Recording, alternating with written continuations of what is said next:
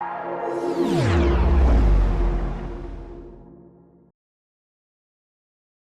install the CASSA app from the Play Store on your mobile device, click on the Play Store button and then search for CASSA.io. As you can see, I've got it on a recent search, and there it is, and all you need to do is click on the app, then on install, and then it'll just take a few seconds to download and install.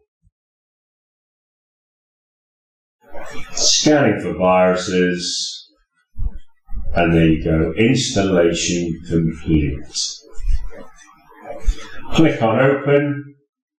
And then if you've already registered, which you probably have, click on sign in, enter your email address and password, and then click on the sign in button, and then just allow CASSA to use your photos and videos while using the app.